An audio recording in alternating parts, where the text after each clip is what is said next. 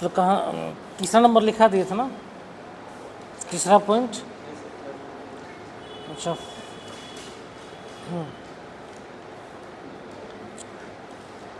Fourth point में है प्रसुविधा अधिनियम।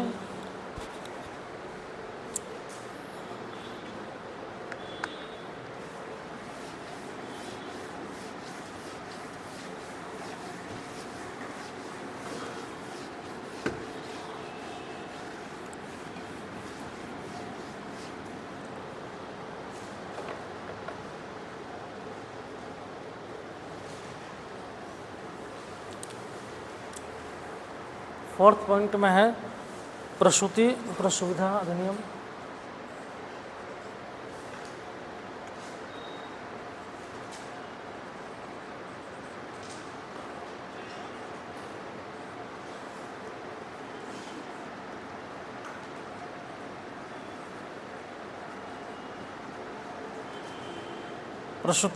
प्रसुविधा अधिनियम 1961। ठीक है। समान पारिश्रमिक अधिनियम, समान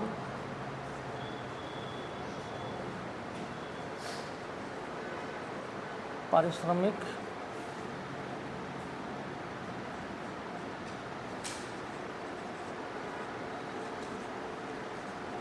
अधिनियम, समान पारिश्रमिक अधिनियम 1976।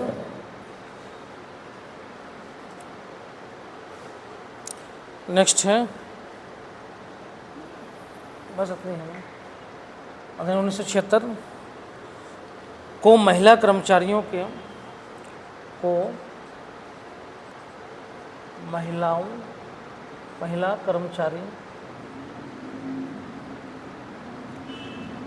महिला कर्मचारियों के हितों की रक्षा के लिए बनाया गया था। के हितों की रक्षा के लिए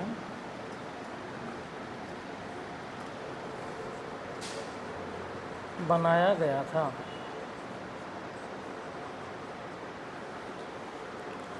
पांचवा पॉइंट में ये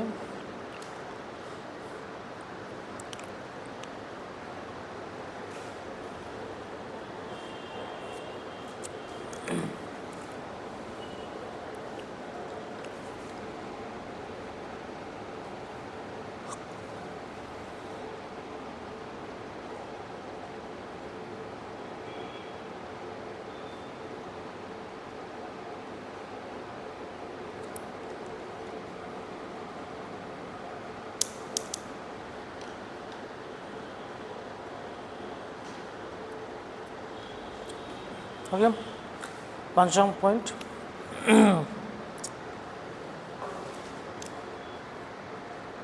वित्तीय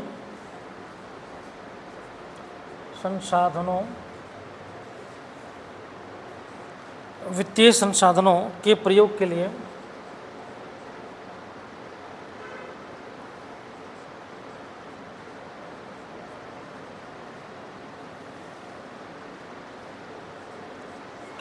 लिए जीवन बीमा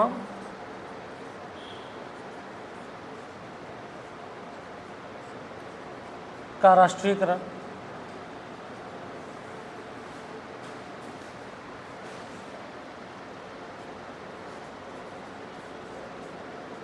राष्ट्रीयकरण 1956।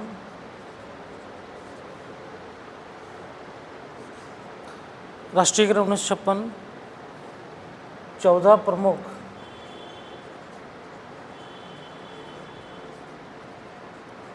बैंकों का राष्ट्रीयकरण 1969।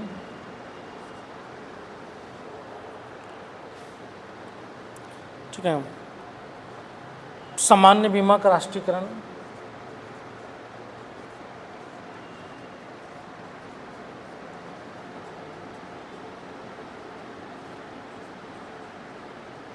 सामान्य बीमा का राष्ट्रीयकरण 1971। ठीक है।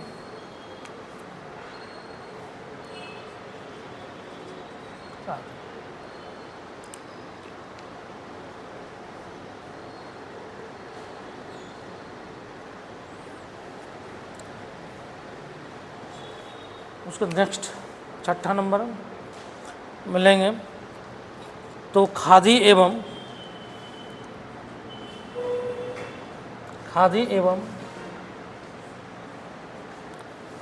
ग्राम उद्योग बोर्ड,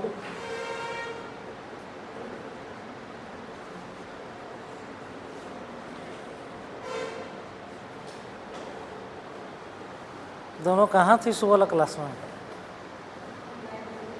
हैं? ग्राम उद्योग बोर्ड, खादी एवं ग्राम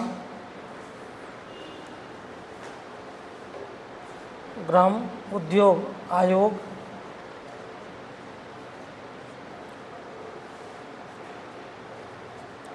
नेक्स्ट राष्ट्रीय लघु उद्योग निगम, राष्ट्रीय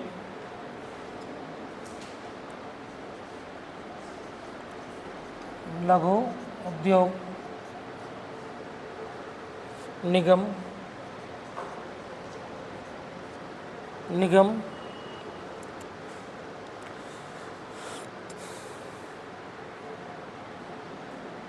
नेक्स्ट हथकरघा बोर्ड, हथकरघा बोर्ड इत्यादि।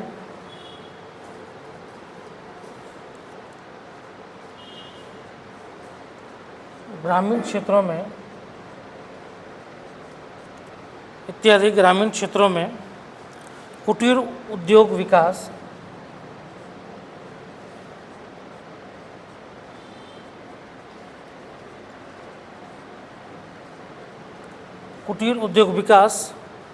के लिए स्थापित की गई,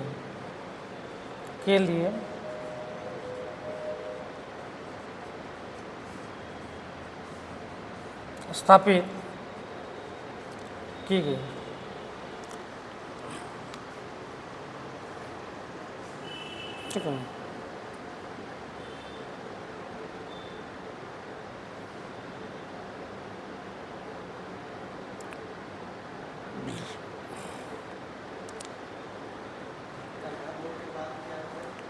ये हथकरघा बोर्ड, बस उसके बाद है ये वाला, हाँ, आदि इत्यादि।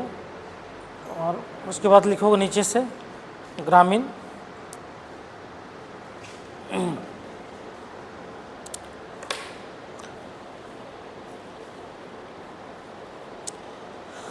क्षेत्रों में कुटीर उद्योग विकास के लिए स्थापना की गई।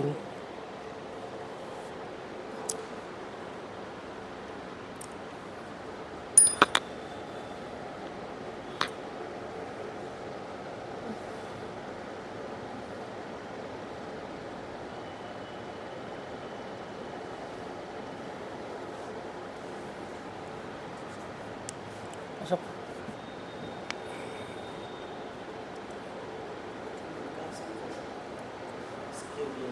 कहाँ पे कुटीर उद्योग विकास के लिए स्थापित की गई?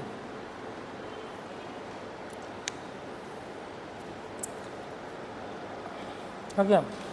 नेक्स्ट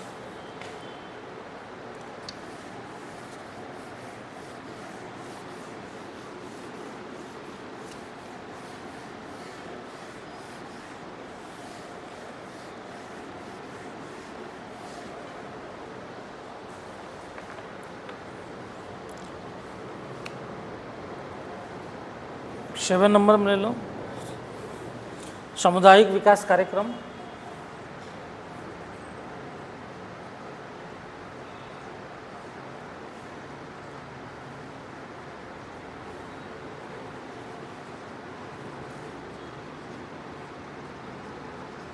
सामुदायिक विकास कार्यक्रम 1952। पर्वतीय क्षेत्र विकास कार्यक्रम,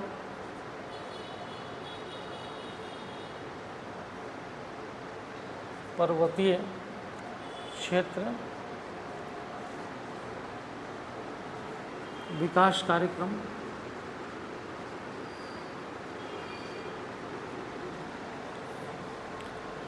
पर्वतीय क्षेत्र विकास कार्यक्रम 1960।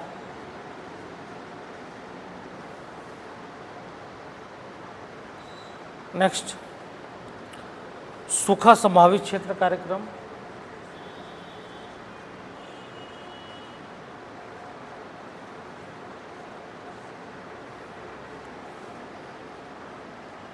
क्षेत्र कार्यक्रम 1973। नेक्स्ट, न्यूनतम आवश्यकता कार्यक्रम,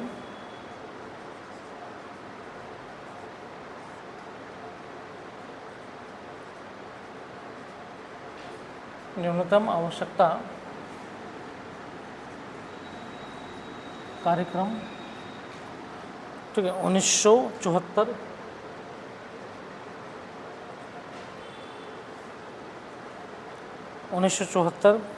एकीकृत ग्रामीण विकास योजना,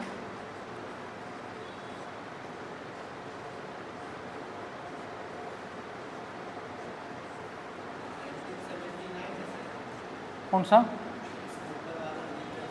ये 1960। हाँ ये 60 है। ये 1973 74। न्यूनतम आवश्यकता कार्यक्रम, एकीकृत ग्रामीण विकास योजना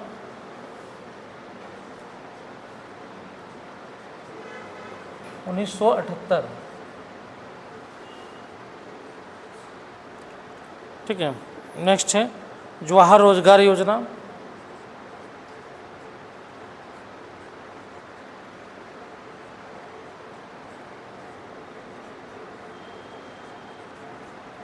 जवाहर रोजगार योजना 1989।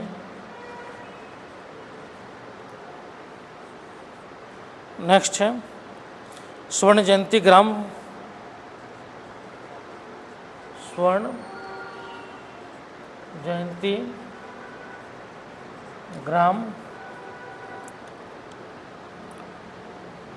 स्वरोजगार योजना, स्वरोजगार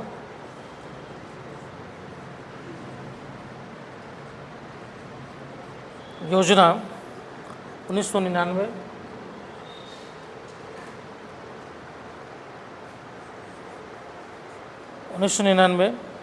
संपूर्ण ग्रामीण रोजगार योजना, संपूर्ण ग्रामीण रोजगार योजना, संपूर्ण ग्रामीण रोजगार योजना 2001।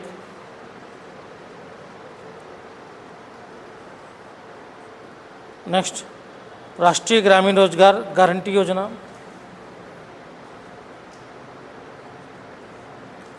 राष्ट्रीय ग्रामीण रोजगार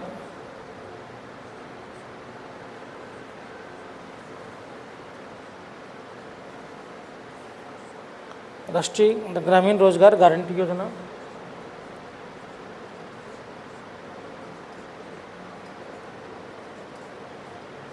2006।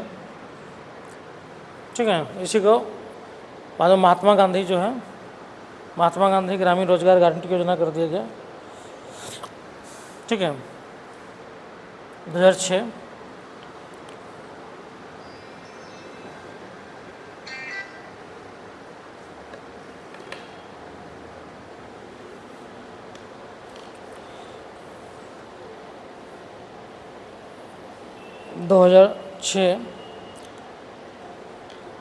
लिख लिए।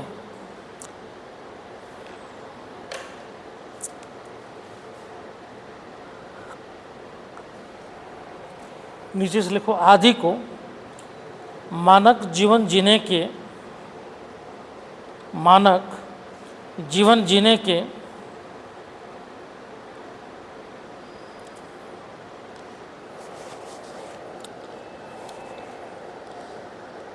उद्देश्य से प्रारंभ किया गया था, किया गया।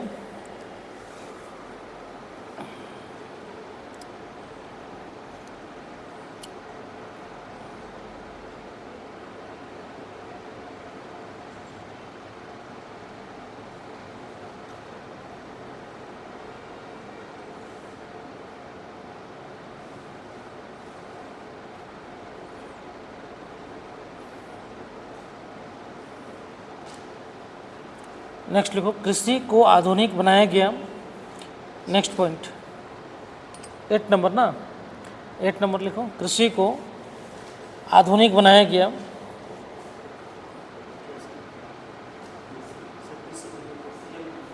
कृषि को आधुनिक बनाया गया।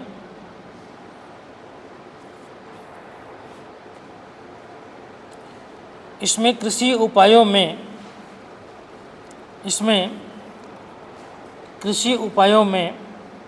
सुधार के अलावा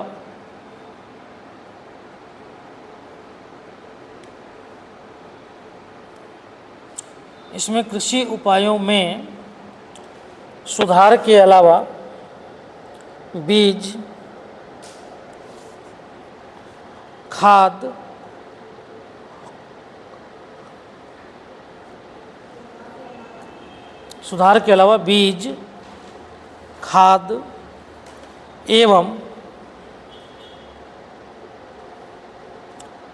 सिंचाई सुविधा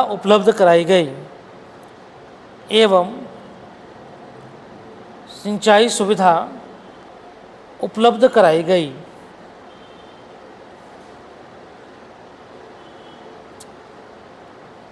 पशु चिकित्सा की आधुनिकता,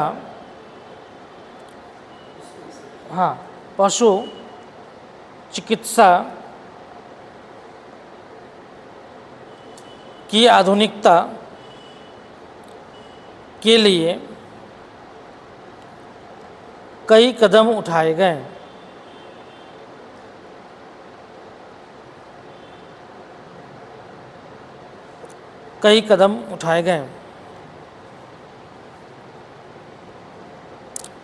नेक्स्ट,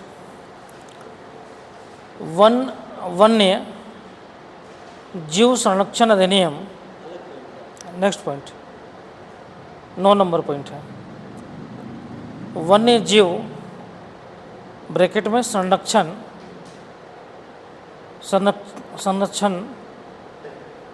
ब्रैकेट में संरक्षण, ब्रैकेट बंद करो, अधिनियम 1972 लिख दें।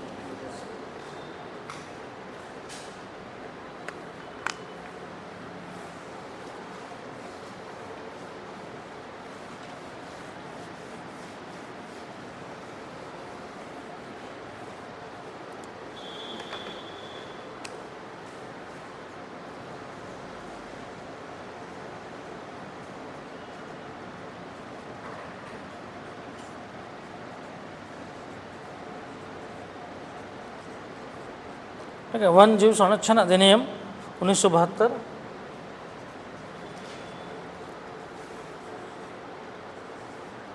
और नेक्स्ट और उसी में लिख लेना, एवं वन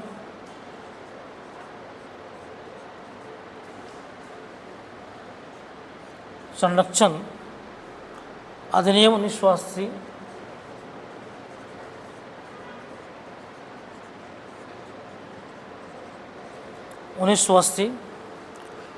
को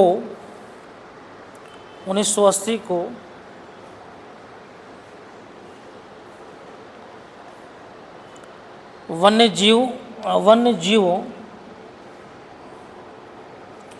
एवं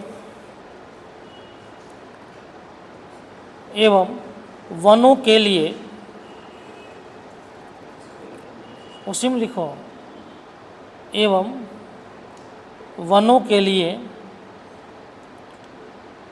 कहाँ छूटा है, लिखो वहाँ से लिखो ना, वो दोनों लिख लिए, उसके बाद लिखो उसी में, वन्य जीवों एवं वनों के लिए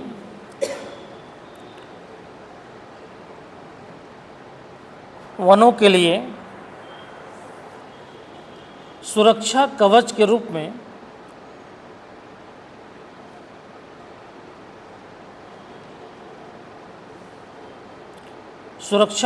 रूप में प्रभावी बनाया गया।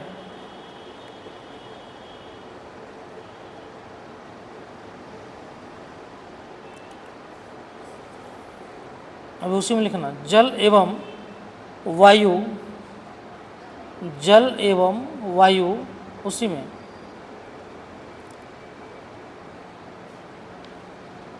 अधिनियमों ने जल एवं वायु अधिनियमों ने केंद्र एवं राज्य प्रदूषण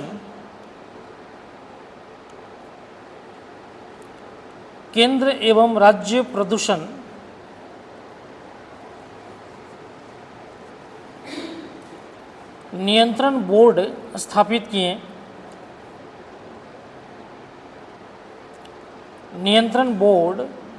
किए। जो पर्यावरण की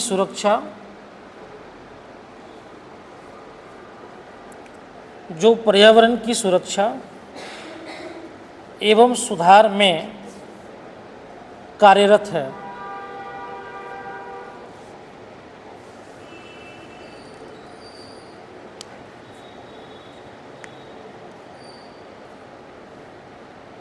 उसे में लिखिएगा राष्ट्रीय वन नीति 1988, राष्ट्रीय वन नीति 1988 है उसी पॉइंट में।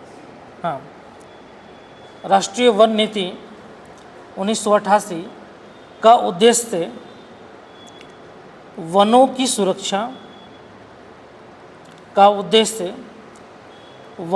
सुरक्षा, संरक्षण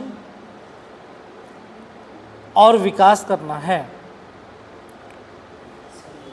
वनों की सुरक्षा, संरक्षण और विकास करना है।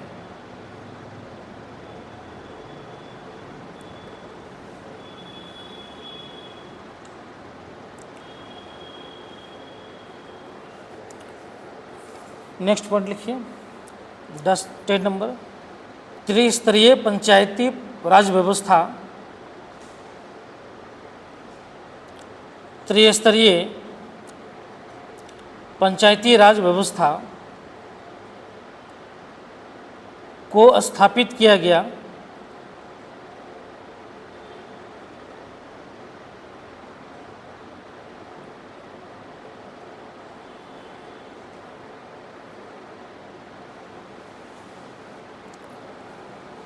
तथा 73वें एवं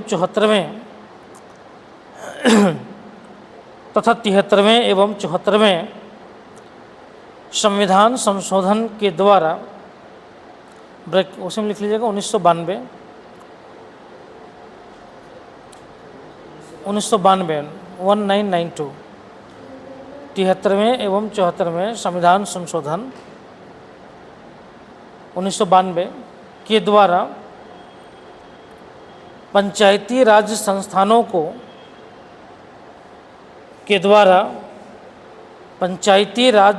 संस्थानों को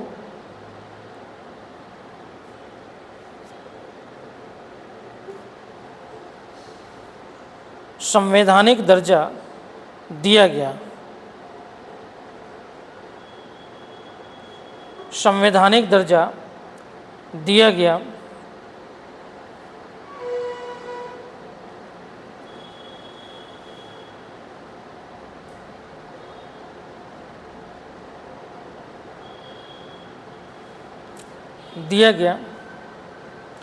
तथा गांधी जी के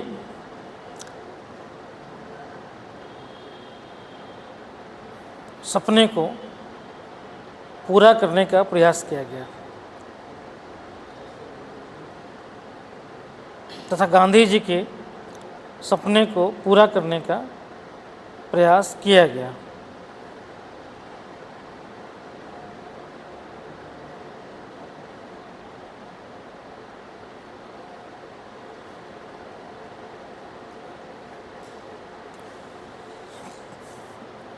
नेक्स्ट,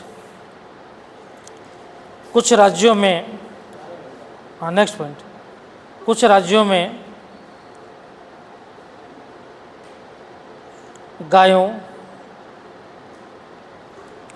बछड़ों और बैलों को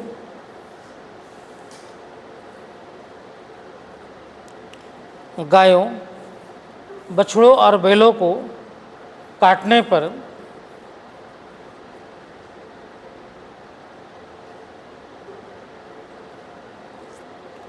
कानूनी प्रतिबंध लगाया गया।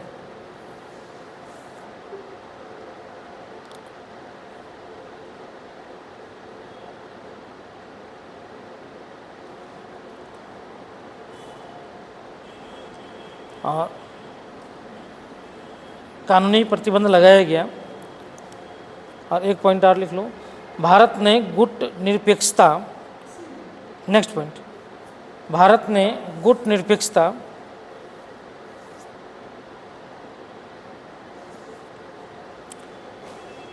नीति एवं, भारत ने गुट निरपेक्षता नीति एवं पंचशील की नीति को, पंचशील की नीति को अंतर्राष्ट्रीय शांति एवं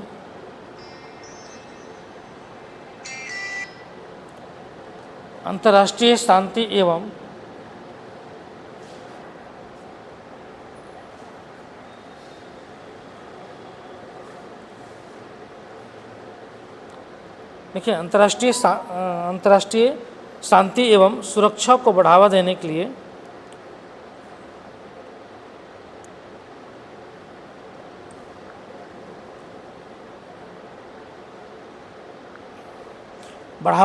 लिए अपनाया गया।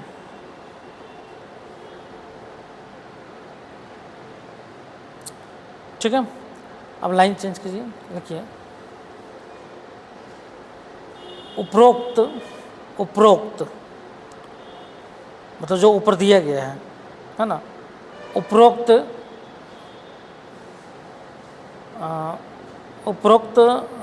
तथ्यात्मक तथ्यों के आधार पर कहा जा सकता है कि तथ्यों, फैक्ट के आधार पर कहा जा सकता है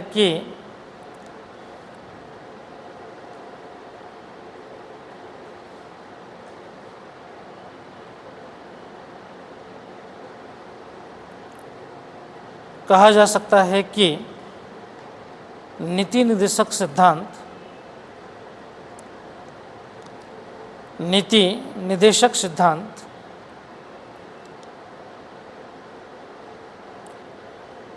टोकरी में फेंकी हुई रद्दी कागज नहीं है, टोकरी में फेंकी गई रद्दी कागज नहीं है, नहीं क्लास की थी ना इसलिए नहीं समझ में आ रहा था। टोकरी में फेंकी गई रद्दी कागज नहीं है, बल्कि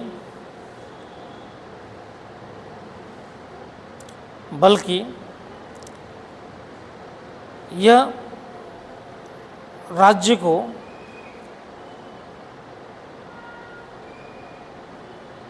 निर्देश देने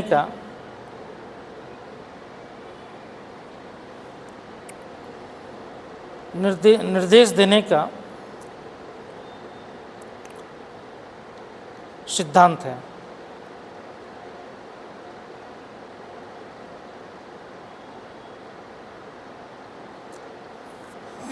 ठीक है, अब जो इतना लागू किया गया, अगर रद्दी टोकरी होता तो इतना चीज़ों को लागू क्यों किया जाता। और हर चीज़ जो है, जो भी अभी तो बहुत था बचा हुआ जो नहीं लिखवाया, हम छोड़ दिए। इसके अलावा था कुछ राज्यों में 65 वर्ष की अधिक आयु वाले को पेंशन दिया जाता है, वृद्धांशन। उसके अलावा देखोगे कि जो है प्राथमिक स्वास्थ्य केंद्र, अस्पतालों, सार्वजनिक स्वास्थ्य में सुधारों, है ना, उसके के लिए देश भर में स्थापित किया गया।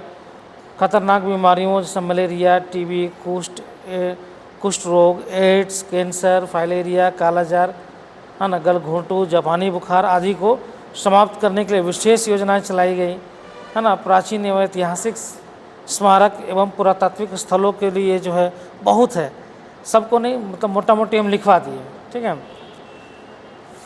तो इन आधारों पे बोला जा सकता है कि जो है जो DPSP जो दिया हुआ है नीति अनुसूची सिद्धांत है, वह जो है बेकार नहीं है, मतलब टोकरी में फेंका हुआ रद्दी कागज़ नहीं है।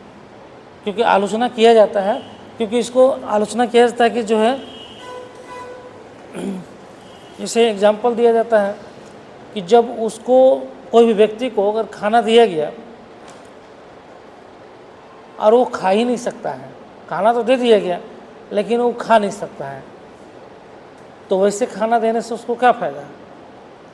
तो उसके लिए क्या है, वो कूड़ा का सामान ही तो है, समझ में।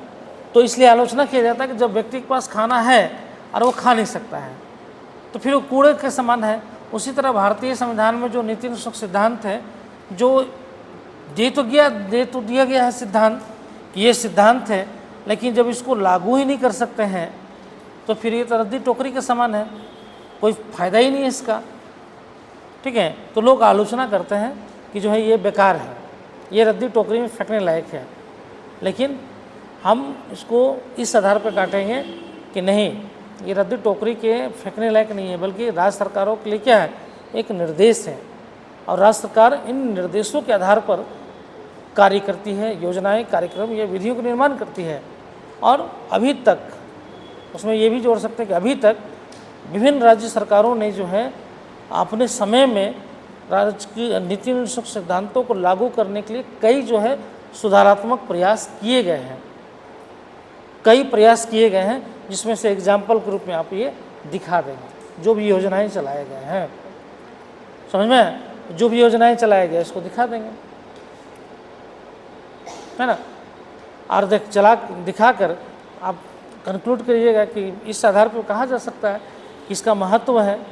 कई योजनाएं जो है इसी के बेस पे बना हुआ है, समझ में, कई योजनाएं नीति अनुसूची सिद्धांत के बेस पे ही बना हुआ है। अब उसमें बोला गया है कि लोगों को जो है रोजगार देने का कार्य करेगा, आर्थिक स्वावलंबन देगा, सरकार उससे काम कर रहा है। स्वास्थ्य को बढ़ाने की बात है, सरकार काम कर रहा है। काम के घंटे को निर्धारण कर दिया, कारखाना अधिनियम पास कर दिया, क्लियर। तो हम इसको शो करके दिखा सकते हैं, लेकिन सब कुछ अच्छा चीज़ नहीं होता है ना, कुछ क्रिटिसिज्म भी किया जाता है, ठीक है। तो नीचे लिखो केंद्र एवं, लाइन चेंज करके, केंद्र एवं राज्य सरकारों द्वारा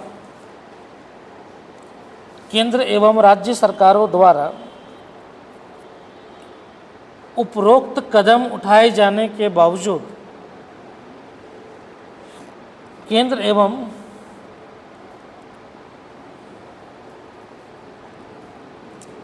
राज्य सरकारों द्वारा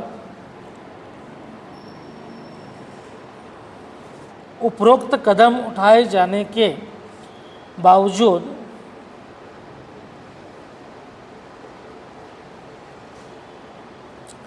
निदेशक तत्व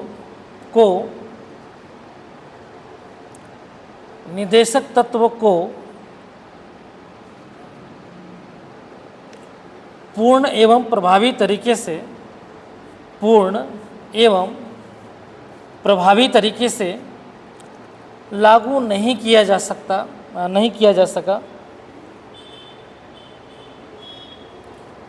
पूर्ण एवं प्रभावी तरीके से लागू नहीं किया जा सका।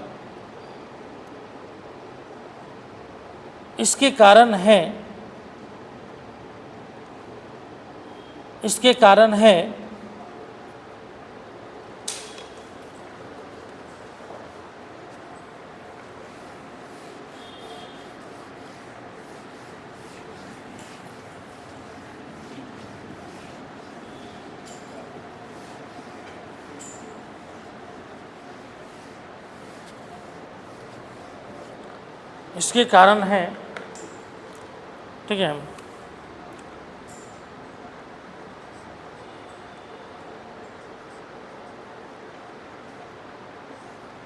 ठीक है। इसके कारण है, पहला, अपर्याप्त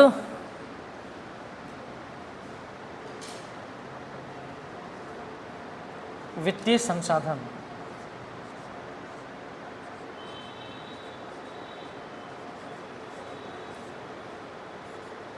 ठीक है, अपर्याप्त वित्तीय संसाधन। वित्तीय संसाधन जो है पर्याप्त राज्य सरकारों के पास नहीं होती है, इसलिए इसको लागू करना सभी को संभव नहीं है। ठीक है, उसके बाद प्रतिकूल सामाजिक आर्थिक परिस्थिति। प्रतिकूल सामाजिक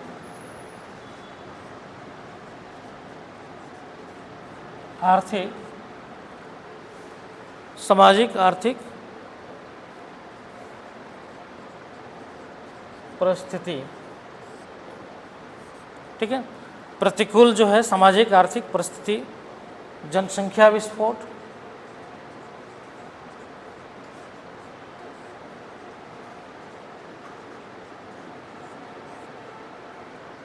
ठीक है, उसके अलावा केंद्र राज्य तनावपूर्ण संबंध है। केंद्र राज्य तनावपूर्ण संबंध।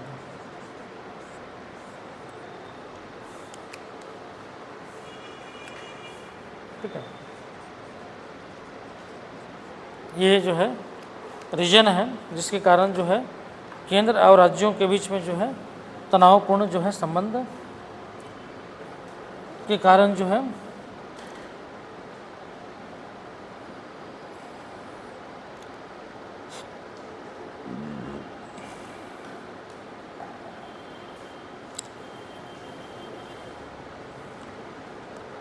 तनावपूर्ण संबंध जो है होता है, जिसके कारण जो है अभी तक ये प्रभावी रूप से लागू नहीं कर पाया है। ठीक है, अब कभी आलोचनात्मक पूछेगा तो भी लिख देंगे नीति निषेध सिद्धांत का, कभी पूछ लेगा कि जो है बेकार है ये कोई काम का नहीं तो भी लिख लेंगे। ठीक है, कभी पूछेगा कि इसका महत्व बताएं नीति निषेध सिद्धांत का, तो आप इसको तो भी लिख लेंगे, तो भी इसको जो है आप बता देंगे कि इसका महत्व जो है क्या है सामाजिक आर्थिक रूप से, है ना। तो अब इसको लिखने लायक आप लोग हो गए हैं।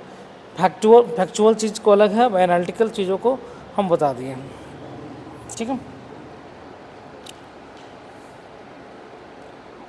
समझ में आया?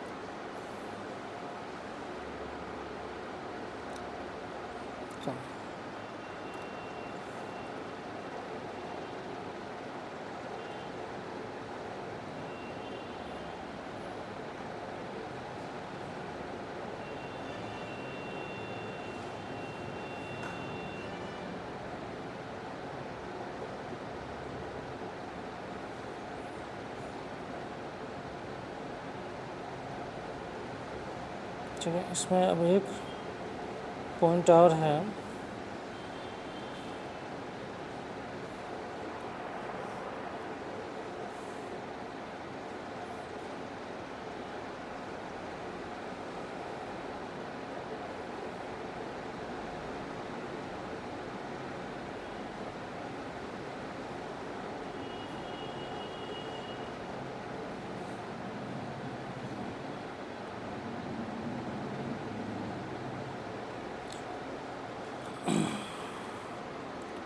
अब इसमें लिखो हेडिंग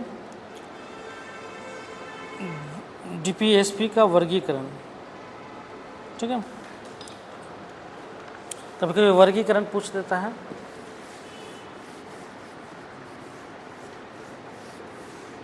तो बड़ा टॉपिक है ये।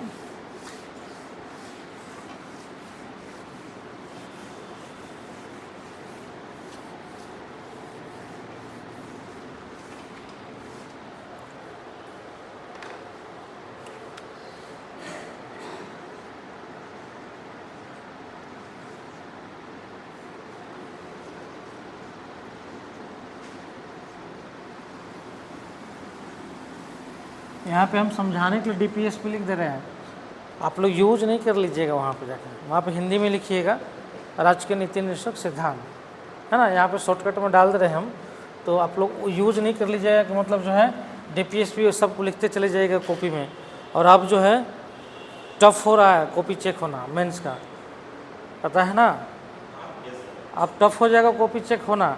अब ये नहीं कि अब जैसे तैसे करके निकल जाइएगा। हाँ, ऑनलाइन ऑनलाइन सबके पास चला जाएगा कॉपी, और ऑनलाइन ही चेक करना है उसको।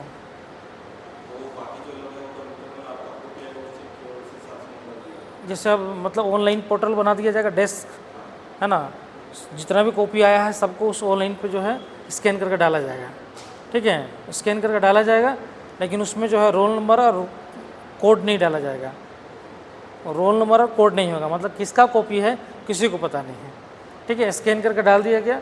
अब उसको डालने के बाद जो है वो क्या होगा कि जो है पैनल बनाया गया है, मान लीजिए यहाँ पे आके नहीं कर सकते, कहीं से भी जो है अब ऑनलाइन है, कहीं पर भी बैठ के चेक हो जाएगा। अब ऑनलाइन में तो सिंपल सी बात है कि आपका अगर इस पर आ गया तो आप उस पर भी साइन करके दे दीजिएगा, आप चेक करके दे दीजिएगा, है ना, तो आपको उसको चेक करके आपको ऑनलाइन ही चढ़ाना है, ऑनलाइन ही चेक करके डालना है, और वो पूरा का पूरा जो सिस्टम होगा वो जेपीएससी का जो अध्यक्ष है वो उसको निगरानी में रखेगी, कैसे चेक हो रहा है, क्या चेक हो रहा है, तो उसके निगरानी में रहेगा। और जो है और सिर्फ झारखंड का ही जो है लोगों को नहीं होगा, मतलब इसमें बहुत सारे जो है अलग अलग स्टेट के भी जो है प्रोफेसर को इसमें इंक्लूड कर लिया गया है, ठीक है। हैं, हाँ डिजिटल वाला ना, आप पेपर कटने की ज़रूरत ही नहीं है, ऑनलाइन चला गया तो पेपर काटे, पहले बंडल दिया जाता था तो काटा जाता था पेपर, अब वो ख़त्म कहानी है, अब एक बार ऑनलाइन में जाकर बैठिए और चेक कीजिए।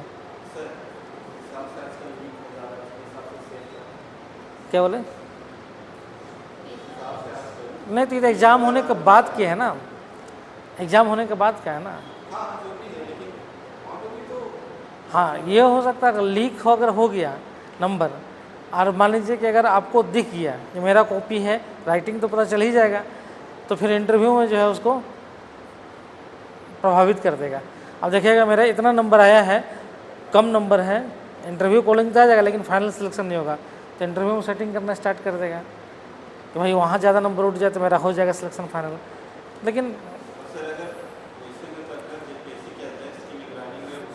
नहीं होगा, देखो अगर सिक्योरिटी अगर मजबूत है, अगर सिक्योरिटी अगर मजबूत है तो नहीं होगा, समझ में।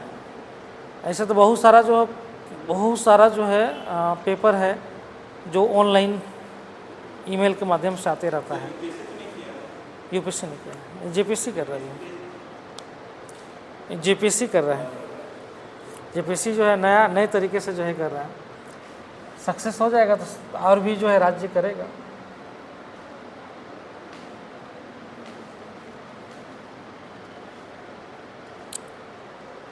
ठीक है,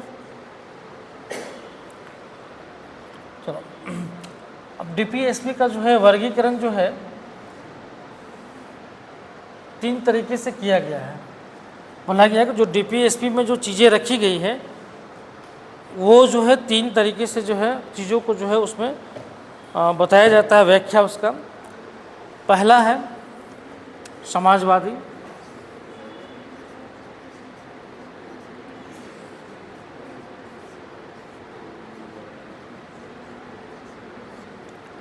समाजवादी दर्शन जो मिलता है। दूसरा गांधीवादी दर्शन, और तीसरा जो है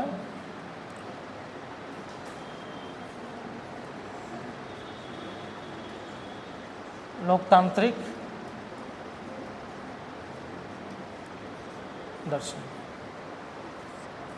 ये 3 टाइप से जो वर्गीकरण किया गया है, ठीक है।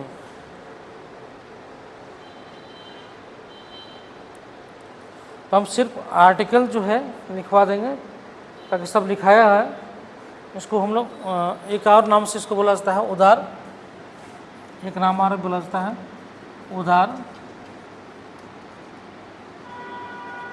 बौद्धिक दर्शन, उदार उदार बौद्धिक दर्शन। ठीक है। तो समाजवादी अगर हम लोग देखें, समाजवादी में जो है कौन कौन सा आर्टिकल्स को लिया जाता है?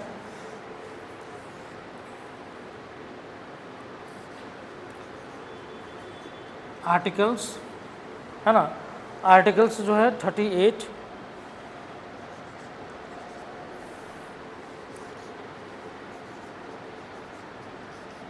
आर्टिकल्स जो है 38 के बाद 39,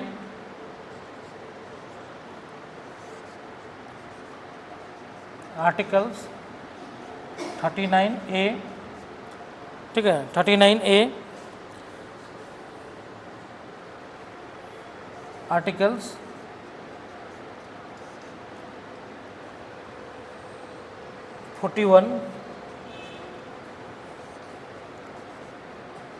आर्टिकल्स 42, आर्टिकल्स 43, ठीक है, 43A आर्टिकल्स 43A और आर्टिकल्स 47, ठीक है। ये जो है ये क्या है, सब समाजवादी जो है दर्शन को बताता है। ठीक है। तो आर्टिकल्स 38 हम बता दिए हैं, 39 भी बता दिए हैं, 39A भी बताए, 41 जो बताए हैं उसी को लिखना है। ठीक है।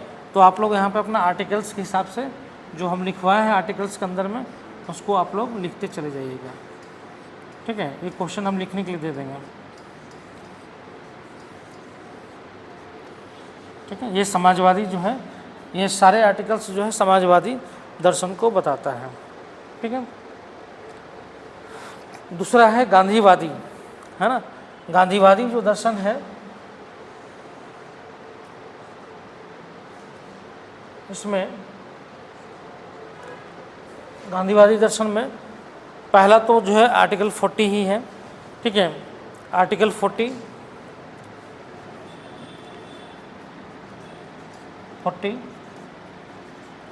आर्टिकल 43 ये गांधीवादी दर्शन है, आर्टिकल 40 और आर्टिकल 43। ठीक है। 43B आर्टिकल 43B ये भी गांधीवादी जो है दर्शन है। उसके बाद आर्टिकल 46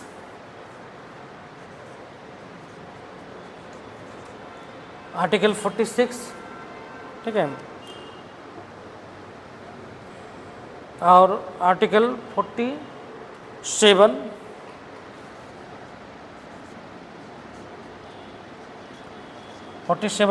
यहाँ भी है। यहाँ पे जो है मादक जो पदार्थ है उसके या जो पेय पदार्थ है उसको जो है प्रतिबंध करने का जो है बात किया गया था। ठीक है। और आर्टिकल 48 ये जो है ये सब आर्टिकल्स जो है गांधीयन थ्योरी को बताता है। ठीक है। मतलब गांधी थ्योरी में आर्टिकल 40 में क्या है, ग्राम पंचायतों का संगठन है ना। 43 में ग्रामीण क्षेत्रों में व्यक्तिगत एवं सहकारी आधार पर कुटीर उद्योगों को बढ़ावा देना। ठीक है। 43B में जो है सहकारी समितियों का गठन, ये गांधी का ही कॉन्सेप्ट था। ठीक है। 43B जो है 97 संविधान संशोधन 2011 द्वारा जोड़ा गया है। 97 संविधान संशोधन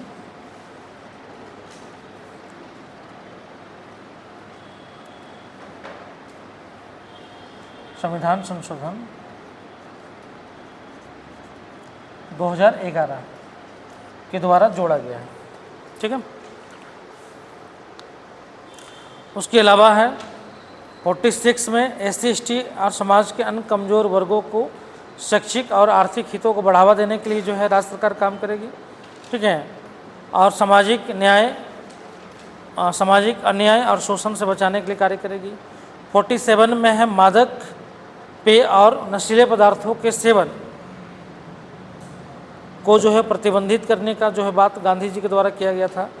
और 48 में है गाय एवं बछड़ों तथा अन्य दुधारू जो पशु है उनको जो है वध हत्या पर रोक लगाने के लिए जो है किया गया है। ठीक है, तो ये सब जो है गांधीयन थ्योरी है। क्लियर? उसके अलावा जो है नेक्स्ट जो है हम लोग का ये हो गया, ये बोला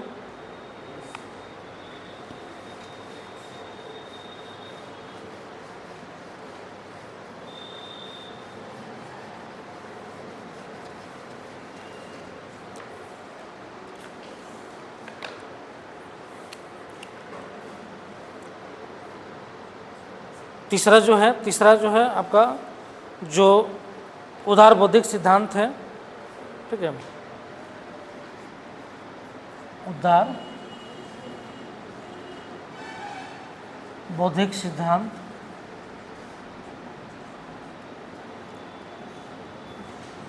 ठीक है, इसमें देखें, ठीक है, आर्टिकल, इसमें आर्टिकल 44 तीसरा वाला पार्ट हो गया उदारवादी सिद्धांत है। हाँ वही है, उसी को बोलते हैं, ओब्लिक करके लिखे हैं उदारवादी सिद्धांत, या जो है उसको बौद्धिक सिद्धांत भी बोला जाता है। उदार बौद्धिक सिद्धांत या उदारवादी लोकतांत्रिक सिद्धांत, दोनों एक ही चीज़ है ना। 44 आर्टिकल 45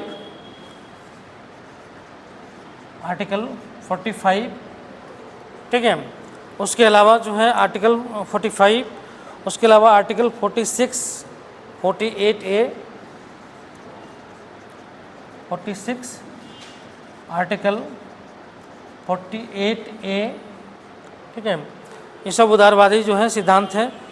उसके बाद आर्टिकल 49, 50 और 51, आर्टिकल 49, आर्टिकल 50 और आर्टिकल 51, ये सब जो है उदार बौद्धिक सिद्धांत या उदार लोकतांत्रिक जो है सिद्धांत, इसके बारे में जो है ये इंडिकेट करता है।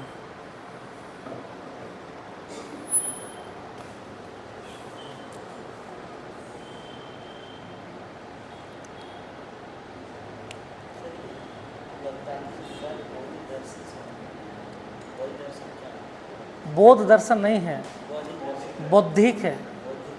बौद्धिक नहीं समझे, इंटेलेक्चुअल उसको बोलते हैं। इंटेलेक्चुअल तो तुम पढ़े लिखे हो तो इंटेलेक्चुअल हो ना, मतलब ऐसा जो है दर्शन जो मतलब जो है आपको लिबरल टाइप का है, इंटेलेक्चुअल लिबरल टाइप का जो है विचार दर्शन को शो करता है। जैसे आर्टिकल 44 क्या करता है, इंटेलेक्चुअलिटी को तो बता रहा है कि अगर अलग अलग धर्म को छोड़कर अगर आप जो है एक समान कानून बना ले तो क्या बता रहा है, ये बुद्धिमत्ता बता रहा है ना।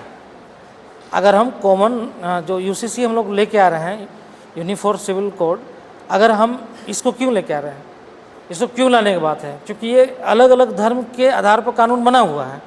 अब इसको हम एक बना दें, तो एक बना दें और लोग सहमत हो जाए तो क्या हो गया, लोग सहमत हो, धार्मिक आधार पर भी सोच रहे हैं, और बाद में जब आप सहमत हो जाएंगे तो धर्म को आप छोड़ रहे हैं ना, तो धर्म जैसे छोड़ेंगे, अंधविश्वास को छोड़ेंगे तो इंटेलेक्चुअल तो बनेगा ना। तो कुछ ऐसा विधि है जो इंटेलेक्चुअल आपको बना रहा है, समझ में, कुछ ऐसा दर्शन दिया हुआ है जो आपको उदार और बौद्धिक क्षमता को दिखाता है, समझ में नहीं है। इंटेलेक्चुअलिटी दिखाता है, पढ़े लिखे हैं, अब अंधविश्वास को मान रहे हैं। सांप को दूध पिला रहे हैं कि पी लेगा दूध सांप तो जो है जेपीएससी मेरा फाइनल टॉप रैंकिंग आ जाएगा, है ना। तो आप इंटेलेक्चुअल हैं इंटेलेक्चुअलिटी नहीं हुआ ना, क्योंकि आप जो है क्या हुआ, आप अंधविश्वासी हो गए। इंटेलेक्चुअलिटी मतलब होता है कि तर्क के आधार पर सोचना, लॉजिक के आधार पर सोचना। आप लॉजिक के आधार पर सोच रहे हैं कि नहीं सोच रहे हैं, वही होता है ना इंटेलेक्चुअल। कोई अगर हमको बोल दिया कि वो चोर है तो हम मान लेंगे कि चोर है, कि हम लॉजिक लगाएंगे कि चोर है कि नहीं है, कभी ऐसा तो देखिए नहीं उसको। किसी को बोलने से अगर हम सोचेंगे कि हाँ सही में यार वो है, तो फिर मेरी जो है इंटेलेक्चुअली नहीं है। फिर हम क्या हो गए, फिर हम जो है अंधविश्वासी बोल दिए ना उसको, या कोई बोल दिया विश्वास कर लिए। बल्कि हम लॉजिक के आधार पर सोचेंगे कि ऐसा है उसके अंदर में, कभी कोई देखा नहीं गया, पता लगाएंगे, उसके बाद सोचेंगे।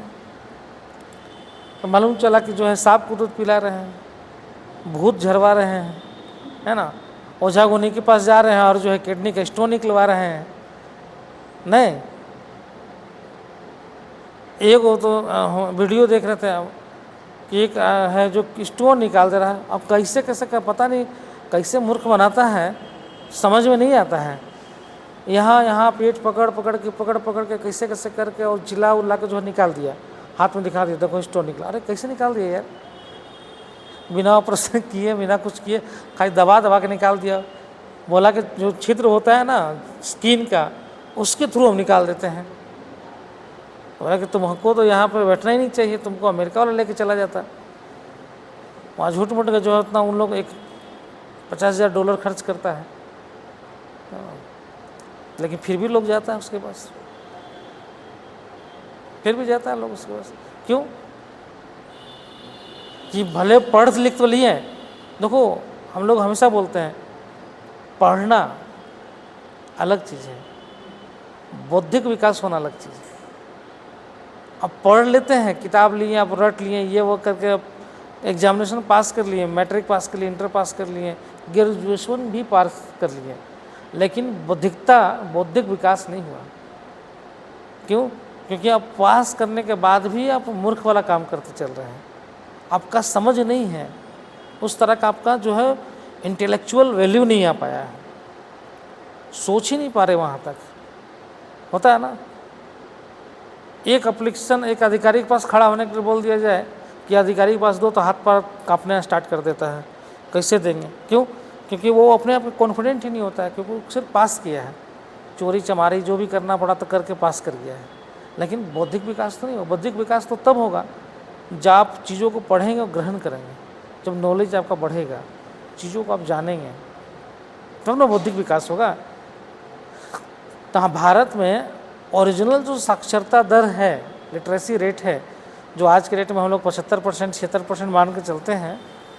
अभी नया जो सेंसस होगा तो वो 80-85 भाग जाएगा। लेकिन वो कैसा लिटरेसी रेट वाला है? जो पढ़ना और जो लिखना जान गया। समझ में? वो लिटरेसी रेट का मतलब है जो पढ़ने जानता हो और जो लिखने जानता हो, उसको हम लोग साक्षर मान लिए। समझ में? हम दिखा तो दिए, लेकिन सिर्फ पढ़ना और लिखना आपका जो है बुद्धिमत्ता को नहीं बताता है, आपकी इंटेलेक्चुअलिटी को नहीं बताता है, बल्कि आपका तर्क करने का जो है, जो तर्क आप करते हैं, जो आप लॉजिक लगाते हैं, उस लॉजिक के आधार पर आप काम करते हैं, वो होता है इंटेलेक्चुअल। समझ में? तो इसीलिए बोलते हैं कि बौद्धिक विकास होना जरूरी है। बौद्धिक विकास अगर नहीं